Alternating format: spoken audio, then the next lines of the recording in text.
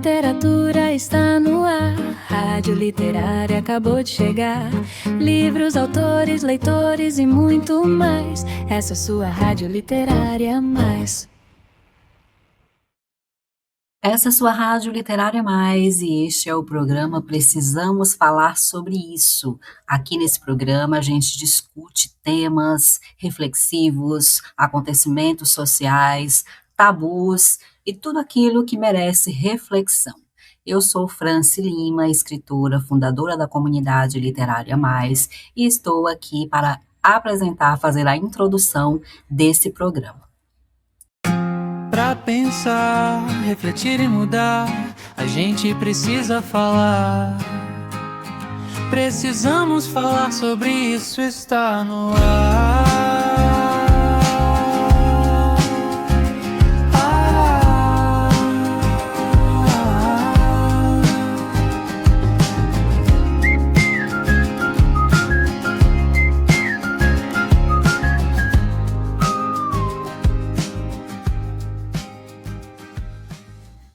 Precisamos Falar Sobre Isso é um programa que surge a partir de artigos de opinião, matérias, crônicas, que são publicados no nosso site, na página do blog Literária Mais.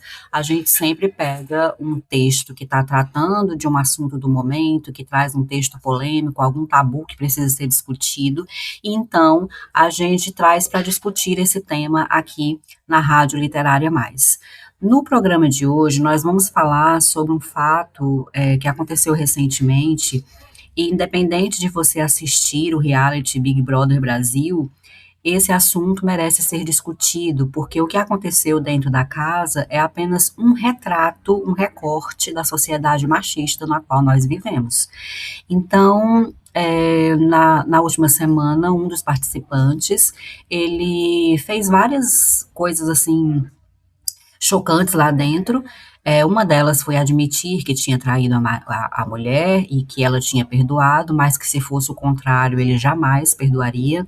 Outra coisa foi ele desrespeitar alguns participantes lá dentro, inclusive com diversos tipos de preconceitos e até intolerância religiosa. E, por fim, ele assediou uma das participantes diante de todas as câmeras, uma casa que tem mais de 70 câmeras, uma casa com outros 20 participantes, uma casa que está sendo assistida, acompanhada pelo Brasil inteiro, e ele simplesmente tentou beijar à força uma das participantes do programa. E esse caso merece muita análise, porque a gente se pergunta, o caso foi registrado porque tinha câmeras filmando, mas quantos outros casos iguais ou piores a este não acontecem todos os dias no Brasil contra mulheres e ficam impunes, porque muitas vezes a mulher é desacreditada. Se ela disser que foi assediada, que foi agredida, as pessoas muitas vezes não acreditam, dizem que é mal entendido, que é coisa da cabeça dela, que não foi assim, que é denúncia falsa. E o homem muitas vezes sai impune, ele mesmo diz que, não foi nada disso, eu achei, né, ela era um não, mas era um sim, como eles sempre costumam falar. Então a gente fica muito preocupados, porque se uma coisa dessa acontece ao vivo, na frente de todo mundo, diante das câmeras, o que não acontece, né, com nós mulheres, todos os dias, sem que estejam aí, sem que estejam sendo filmados. Então isso é algo muito preocupante, e tem várias nuances desse caso para a gente analisar, inclusive o fato, né, dos seguidores no perfil do Pedro estar crescendo desde que todas essas coisas começou, e eu simplesmente não entendo como é que uma pessoa deliberadamente decide seguir uma pessoa que age com tantos absurdos como ele conseguiu fazer em apenas uma semana de programa. Na minha opinião, eu acho que são pessoas que se identificam que são iguais ou piores a ele. Mas o texto que eu escrevi no blog, ele tem lá diversos argumentos, né, meus sobre o caso, ele tem várias reflexões sobre o caso, e aí eu convido você a acessar o blog Literária Mais. Você pode acessar pelo www.literariamais.com.br. Lá no menu você clica na página blog e você vai então encontrar esse texto, vai poder ler na íntegra, né, o que eu escrevi, a minha argumentação, a minha opinião sobre tudo isso. Mas aqui no programa, logo na sequência, A gente vai trazer os apresentadores Jairo Simas e Amanda Colares, que são os meus ajudantes, né? São aqui apresentadores que eu sempre gosto de dizer, eles foram idealizados por mim e criados por inteligência artificial para me auxiliar aqui neste programa. Então, a partir de agora, você vai ficar com a voz de Jairo Simas e Amanda Colares, e já reforço aqui o convite para você ir lá no nosso blog, ler o texto completo. E se você é escritora, você tem também um artigo de opinião, uma matéria, uma crônica, que você acha que vai ficar bem aqui no nosso programa, você quer transformar também esse seu texto em um episódio do podcast, entre em contato conosco no aplicativo da nossa rádio. Lá embaixo tem o botão de WhatsApp, você clica ali e fala direto conosco, e nós teremos o maior prazer em publicar o seu texto no nosso blog e de transformá-lo também em um dos episódios aqui do Precisamos Falar sobre Isso. Você ainda não conhece o nosso site? No www.literariamais.com.br, você encontra todas as informações sobre a comunidade Literária Mais, pode ler todos os textos e artigos do nosso blog, além de ter uma loja literária com livros de diversas autoras para escolher à vontade. Você encontra também diversas outras páginas com novidades e oportunidades para leitoras e escritoras. Acesse agora mesmo e fique por dentro de tudo. E aí, como a nossa área aqui é literatura, eu não posso deixar de falar um pouquinho sobre a influência que a literatura tem na formação da nossa opinião, do nosso senso crítico, e sobre aquilo que a gente lê, como aquilo que a gente lê pode aí nos proteger ou nos colocar aí para mais perto, né, de problemas como este que a gente está falando no programa de hoje. Eu trouxe rapidamente para citar aqui o livro O Destino de Inácia, da Thaís Ferreira, que é uma das autoras da comunidade Literária Mais, e esse livro ele é um romance, né, de época, que se passa ali no tempo dos coronéis, e ele mostra uma mulher também que vai sofrer todos os tipos de preconceitos e que vai ser também ali, em algum momento da história, ela vai passar por uma situação também de objetificação, de um homem achar que pode fazer com ela o que quiser. E aí, eu preparando esse episódio, eu lembrei desse livro, que ele está disponível no nosso site. Eu não poderia deixar de falar também do meu livro Cartas para Ninguém, que é uma narrativa onde a protagonista Eudora, ela também passa por todos os tipos de violência que uma mulher pode passar. Então, é um livro, né, assim, um drama muito pesado, mas é um drama que retrata realmente o que se passa na nossa sociedade. É uma narrativa que, apesar de ser muito dramática, eu sempre, quando eu estou em palestras, em clubes de leitura, eu sempre falo que Cartas para Ninguém, ele é, acima de tudo, uma história de esperança, e aí, quando você lê, você vai entender. E aí eu gostaria de falar, também, além desses dois livros, que estão disponíveis no nosso site, é sobre a importância do que a gente lê. Então, assim, eu não estou aqui para dizer que você não deva ler. O que eu estou aqui para dizer é que você precisa, antes de ler qualquer coisa, você precisa desenvolver o seu senso crítico. Eu me preocupo muito hoje com os romances dark romance, né, que estão aí no auge absoluto, que são romances que trazem, geralmente, histórias onde as mulheres são humilhadas, violentadas de diversas formas, e no final das contas elas se apaixonam pelo agressor, elas se casam com o agressor, elas passam o pano em tudo em nome do amor. Então, assim, esses romances, o grande público desses romances são meninas, adolescentes ainda, imaturas, em formação de caráter. Isso me preocupa muito, porque esse tipo de narrativa, ele pode, né, desencadear aí uma série de consequências na vida dessas mulheres que já são tão fragilizadas socialmente, que já são aí tão exploradas de tantas formas. Então, eu não estou aqui para dizer que você não leia. O que eu estou aqui para dizer é que você desenvolva o seu senso crítico para separar fantasia de realidade e impor limites naquilo que realmente não é saudável. Então, no livro E a Pedra de Enzima Perfumada, da autora Liduína Vidal, você encontra a história de uma menina que vai aprender desde cedo a se proteger das imposições sociais e buscar sua própria independência. Toda mulher pode ser o que quiser, é a lição que a narrativa infantil traz, através de suas personagens. Adquira o exemplar da sua criança no nosso site. Então, com vocês agora, Jairo Simas e Amanda Colares.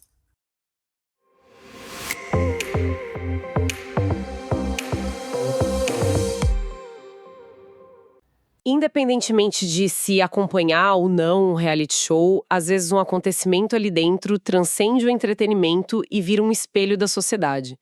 E é exatamente sobre um desses casos que a gente vai conversar hoje. Um caso que começa com uma frase, uma confissão, e escala de um jeito que, olha, revela muito sobre comportamentos que a gente vê e às vezes normaliza aqui fora. Exato. E para guiar nossa conversa, a gente está se baseando num artigo de opinião muito forte da escritora Franci Lima, lá do blog Literária Plus. A análise dela usa o comportamento de um participante, vamos chamar de fictício, do Big Brother Brasil de 2026, o Pedro, para dissecar temas como machismo, assédio... E a reação do público, né? Que talvez seja o mais assustador. Sim. E é importante dizer que o foco da autora não é o participante em si, mas o que ele representa. A tese dela é que ele funciona como, e aqui são palavras dela, um recorte fiel de uma sociedade machista. A casa vigiada vira quase um laboratório, sabe? Um laboratório de comportamentos, gostei disso. Então, nosso objetivo aqui é seguir o raciocínio da Franci Lima, desvendar os argumentos dela e traçar esta linha do tempo, de como um comportamento problemático, quando não é freado, escala para algo muito pior. Vamos começar então pelo ponto de partida de tudo, a confissão em rede nacional. A faísca que acendeu o debate todo. Ele vira para a câmera e solta com todas as letras. Eu traí a minha esposa, mas ela me perdoou em nome da família. Ok, vamos parar aqui e analisar isso. Porque, à primeira vista, pode parecer só uma confissão meio desajeitada, né? Mas a autora do artigo, ela vai muito além. O que ela enxerga nessa frase? Ela enxerga uma construção de narrativa assim muito deliberada. O problema, segundo a análise, não é só a traição, é a forma como ele comunica isso. Repara na estrutura. Ele admite o erro, mas imediatamente já anexa a solução. Ela me perdoou. O foco dele não é o impacto na esposa, que foi exposta a humilhada nacionalmente.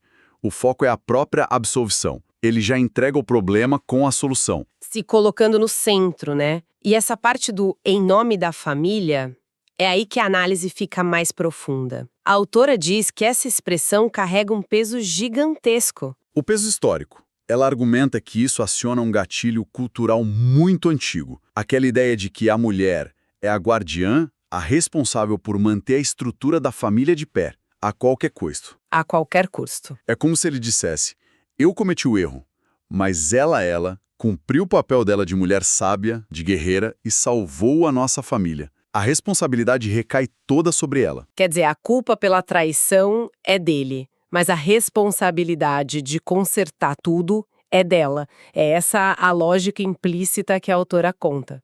Exatamente. O texto usa uma analogia bem direta para o subtexto da fala dele. Seria algo do tipo: eu errei porque sou homem, é da minha natureza. E você, mulher, tem a obrigação de relevar e consertar isso para não destruir o nosso lar. E a partir daí, a Franci Lima lança a pergunta que ecoa pelo resto da análise. Que tipo de família é essa, que se sustenta sobre desrespeito e humilhação pública? É uma base muito frágil, né? E essa pressão para manter a família, que a autora aponta, ganha um peso absurdo quando ela revela um detalhe sobre a esposa dele que, nossa, muda completamente o cenário. Sim, um detalhe que adiciona uma camada de extrema vulnerabilidade à situação toda. A esposa do Pedro está grávida de 7 meses. Isso. É muito cruel. E o artigo conecta essa informação direto com uma questão social muito mais ampla. Com certeza. A autora usa esse fato para discutir a dependência emocional e muitas vezes a financeira. Ela argumenta que a gravidez é um momento em que muitas mulheres se sentem encurraladas. O medo de não conseguir criar um filho sem apoio, a pressão da sociedade, a própria instabilidade emocional do período. Tudo isso cria um ambiente para que situações inaceitáveis sejam, aceitas. Vira uma espécie de armadilha, então. A análise sugere que, nesse contexto, o perdão pode não ser um ato de força, mas talvez o primeiro passo num ciclo de submissão. É essa a ideia? É exatamente essa a leitura dela. O artigo traz uma advertência bem dura nesse sentido. Ela escreve: Quem trai uma vez, trai de novo. Quem desrespeita no início, tende a fazer coisas ainda piores no futuro. A tese é que, ao aceitar esse primeiro grande desrespeito, ainda mais de forma pública, a porta fica aberta para outros, talvez piores. Não é um ato isolado, é o começo de um padrão. E quando a gente pensa que o absurdo já atingiu o limite, a autora mostra que não. Ela descreve um momento em que ele deixa a máscara cair por completo, expondo uma contradição que é, assim, o puro suco do machismo. Ah, o famoso 2 pesos, 2 medidas. Logo depois de se gabar do perdão da esposa, o Pedro é questionado sobre o que ele faria se a situação fosse inversa. E a resposta dele é reveladora. Ele admite, sem nem piscar, que se a esposa sequer conversasse com outro homem, ele terminaria o relacionamento na mesma hora. Fica assim. Ele pode trair porque é homem. Ela tem que perdoar porque é mulher e tem que salvar a família. Mas se ela cometer um erro muito menor, aí não tem perdão. É o que o texto classifica sem rodeios, né? Machismo puro, explícito, sem filtro. Exato. E o fato dele não ter a menor vergonha de admitir essa lógica, em rede nacional, o que a autora acha mais sintomático? A contradição em si ou a falta de pudor em exibir? A falta de pudor, sem dúvida. A análise sugere que ele se sente tão confortável dentro dessa estrutura de pensamento que ele não vê problema nenhum em verbalizar isso para milhões de pessoas. Para ele, aquilo não é errado. É a ordem natural das coisas. É a normalização do absurdo. Peraí, deixa eu ver se eu entendi direito o que o artigo aponta a seguir. O perfil dele nas redes sociais começou a crescer depois dessas declarações. Eu sinceramente esperaria o contrário. Isso não faz o menor sentido. Como a Franci Lima explica um negócio desses? É aqui que a análise transcende o programa e vira um diagnóstico social mesmo. A autora fica tão perplexa quanto a gente e se pergunta: por que alguém seguiria um homem desses? E a única explicação que ela encontra é a identificação. O crescimento de seguidores na interpretação dela sinaliza que existe uma parte do público que não apenas tolera, mas que se identifica, concorda e talvez até aplauda esse tipo de comportamento. Então, na visão dela, o Pedro não é o problema. Ele é a prova do problema. A popularidade dele funciona como um termômetro que mede a febre da nossa sociedade. É a conclusão mais assustadora do artigo até esse ponto. Ele deixa de ser um indivíduo e se torna um sintoma. A validação que ele recebe online mostra que a mentalidade dele não está isolada naquela casa. Ela está viva e muito forte aqui fora. Até agora, a gente estava no campo das falas das mentalidades, por mais tóxicas que fossem. Mas o artigo mostra que a situação cruzou uma linha muito, muito perigosa. Foi para o campo da agressão física, né? Sim, a análise da Franci Lima documenta a escalada. O que era um problema de discurso se transforma num ato de violência. Ela narra um acontecimento na despensa da casa que muda completamente o tom do debate. A descrição é bem gráfica. Ela detalha que o Pedro, sem nenhum consentimento, encurrala a participante Jordana, coloca as mãos no pescoço dela e tenta beijá-la à força. A autora usa essa frase para ilustrar o que ela chama de mentalidade de presunção. A ideia de que um homem pode sozinho interpretar sinais, chegar a uma conclusão e se sentir no direito de invadir o corpo de uma mulher. Ele não pergunta, ele não busca confirmação, ele presume e age com base nessa presunção, tratando o corpo dela como um território que ele tem o direito de explorar. E o artigo menciona que ele ainda tenta uma segunda desculpa que é ainda mais bizarra. Sim, ele diz que a Jordana se parecia com a esposa dele e que, por isso, ele sentiu um desejo incontrolável. O texto trata essa segunda justificativa como um insulto à inteligência, uma desculpa esfarrapada que tenta de novo tirar a responsabilidade de si. Não importa o motivo, o ponto central que o artigo reforça é a quebra total do consentimento. Nada justifica a ação dele. Isso leva a um dos pontos mais aterrorizantes da reflexão da autora, que é a pergunta: e se não houvesse câmeras? Exato. Essa é a ponte que o texto constrói entre o reality show e a vida real. A Jordana só conseguiu provar o que aconteceu porque tinham dezenas de câmeras registrando tudo. A autora então nos força a pensar: e numa rua escura, numa festa, num escritório depois do experiente, sem essa vigilância, a sociedade acreditaria na palavra dela Ou ela seria acusada de exagero, de ter provocado? De ter entendido errado. Exato. A câmera, nesse caso, funcionou como a testemunha que a maioria das vítimas não tem. É um privilégio acidental que expõe uma falha sistêmica gigantesca. Precisamente, o artigo usa o incidente filmado como uma prova irrefutável de algo que acontece todos os dias, mas que é constantemente invalidado pela falta de provas. É o argumento dela contra o "mas será que foi isso mesmo?" Sim, foi. As câmeras mostraram. E se ali onde todos sabem que estão sendo filmados isso acontece, a gente pode imaginar o que ocorre quando ninguém está olhando. E qual foi a reação do programa Tudo Isso? A análise da France Lima também aborda a responsabilidade da produção. Sim, e ela é bem crítica. O texto afirma que não houve um discurso firme, uma responsabilização clara e imediata por parte da produção do programa. A percepção da autora é de um certo vácuo, uma demora em se posicionar de forma contundente diante da gravidade do fato. E essa hesitação, na visão dela, acaba contribuindo para a normalização, para a ideia de que talvez não tenha sido tão grave assim. E no meio dessa suposta hesitação, o Pedro toma uma atitude. Ele vai até o botão de desistência e sai do programa. À primeira vista, parece uma admissão de culpa, um ato de quem não aguentou a pressão. Mas a leitura da autora é bem diferente. Completamente diferente. Ela não vê como um ato de arrependimento. Ela vê como a jogada final de alguém que está tentando controlar a própria narrativa. Foi uma decisão estratégica. Como assim estratégica? Pensa bem. Quando ele viu que o cerco fechou e que a expulsão por assédio era quase certa, ele tinha duas opções. Ser expulso deixaria uma mancha, a marca de expulso por cometer um crime. Ao apertar o botão, ele muda a história. Ele sai com a imagem de aquele que desistiu, que não aguentou a pressão. É um político que renuncia ao cargo um dia antes do impeachment. É controle de danos. É uma saída pelos fundos para evitar ser expulso pela porta da frente. Exatamente. E é por isso que a France Lima encerra essa parte da análise com uma frase que é um soco no estômago, amarrando tudo. Ela diz: "Não foi erro, não foi mal entendido, foi escolha." Essa frase é muito forte. Foi escolha. Ela resume a perspectiva da autora de que houve intencionalidade em todas as etapas, desde a primeira confissão até a saída. Sim.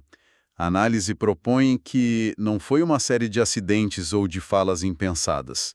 Foi um padrão de comportamento consciente, baseado numa visão de mundo que culminou numa saída calculada para mitigar as consequências. Então, ao final desta análise do artigo da France Lima, a gente traçou uma linha do tempo completa. Começou com a confissão da traição e a humilhação pública, passou pelo machismo explícito, escalou para o assédio televisionado e terminou com uma saída estratégica. O texto realmente usa esse participante não como um indivíduo isolado, mas como um reflexo de problemas bem maiores. E é por isso que o artigo termina olhando para fora, para nós. Eles nos deixam com uma reflexão poderosa, que vai muito além do programa. As perguntas finais que a autora lançam são sobre até quando? Até quando a sociedade vai continuar normalizando esses comportamentos? E o que é mais perturbador, como a gente viu pelo crescimento nas redes sociais, até quando uma parte dela vai aplaudir? O questionamento deixa de ser sobre o Pedro e passa a ser sobre a gente. É um encerramento que realmente força uma reflexão mais profunda, que tira a gente da posição de espectador passivo. Sem dúvida. E a reflexão que fica baseada na conclusão do artigo é a seguinte: se um comportamento que gera tanta discussão acontece sob a vigilância de dezenas de câmeras para todo um país ver, com a possibilidade de consequências imediatas, o que isso nos diz sobre as interações que ocorrem todos os dias longe dos holofotes, onde não há câmeras para filmar, um público para julgar ou um botão de desistência para apertar? Pra pensar, refletir e mudar, a gente precisa falar. Precisamos falar sobre isso, está no ar.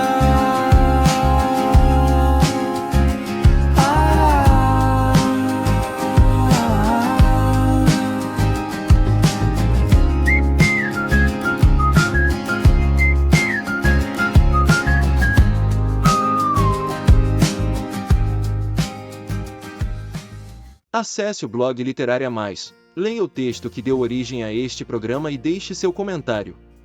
E se você é autor e quer publicar um texto no nosso blog e transformá-lo em um episódio do nosso programa, entre em contato conosco. A gente se encontra no próximo Precisamos Falar Sobre Isso. Todas as quintas ao meio-dia e replay aos sábados 19 horas na Rádio Literária Mais. O programa de hoje terminou, mas a gente volta logo mais. Fica na Rádio Literária Mais, fica na Rádio Literária Mais. A literatura está no ar, Rádio Literária acabou de chegar. Livros, autores, leitores e muito mais. Essa é sua Rádio Literária Mais.